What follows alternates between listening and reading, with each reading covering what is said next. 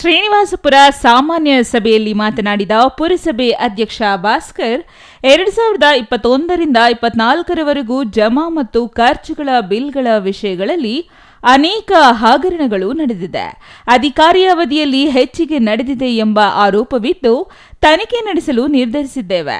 ರಮೇಶ್ ಕುಮಾರ್ ಅವರು ಶಾಸಕರಾಗಿದ್ದಾಗ ಪಟ್ಟಣದ ಅಭಿವೃದ್ಧಿಗೆಂದು ಸುಮಾರು 15 ಕೋಟಿ ಅನುದಾನ ತಂದಿದ್ದು ಯಾವುದೇ ಟೆಂಡರ್ ಕರೆಯದೆ ನ್ಯಾಯಾಲಯದಲ್ಲಿ ತಡೆಯಾಜ್ಞೆ ಇದೆ ಎಂದು ಹೇಳಿ ಎಲ್ಲ ಸದಸ್ಯರ ಗಮನ ದಿಕ್ಕು ತಪ್ಪಿಸಿದ್ದರು ಎಂದು ಆರೋಪಿಸಿದರು. ಆ ವಿಷಯವಾಗಿ ತನಿಖೆ ನಡೆಸಲು ಮುಂದಾಗಿದ್ದೇವೆ.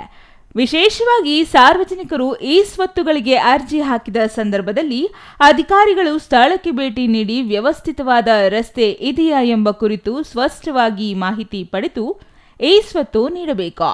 ಪಟ್ಟಣದ ನಲ್ಲಪಲ್ಲಿ ರಸ್ತೆ ಹಾಗೂ ಕಲ್ಲೂರು ರಸ್ತೆ ಸೇರಿ ಹಲವು ಅಭಿವೃದ್ಧಿ ಕಾಮಗಾರಿಗಳನ್ನು ಕೈಗೆತ್ತಿಕೊಳ್ಳಲಾಗುವುದು ಎಂದು ತಿಳಿಸಿದರು.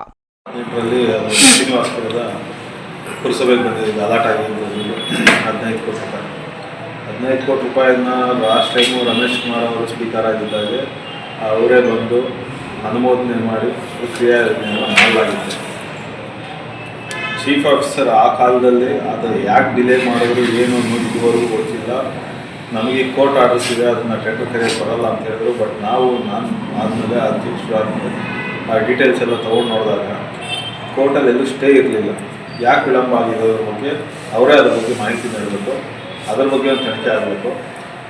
ಆಲ್ರೆಡಿ ಒಂದು ಸತಿ ಬಾಡಿಯಲ್ಲಿಟ್ಟು ಸರ್ವಾನುಮತದಿಂದ ರೆಸಲ್ಯೂಷನ್ ಪಾಸ್ ಮಾಡಿ ಆಗಿರೋದನ್ನು ಈಗ ಇವರು ಯಾವುದೋ ಒಂದು ಕ್ರಿಯಾಯೋಜನೆ ಮಾಡಿಕೊಂಡು ಲೇಔಟ್ಗಳಿಗೆ ಫ್ಯಾಕ್ಟ್ರಿಗಳಿಗೆ ರೋಡ್ ಹಾಕ್ಕೊಂತೀವಿ, ಊರ ಅಭಿವೃದ್ಧಿ ಬೇಕಾಗಿಲ್ಲ ಅನ್ನೋ ವಿಚಾರ ನನಗೆ ಕಂಡು ಬಂದಾಗ. Rafi Ulla, CTV news, Srinivaspur.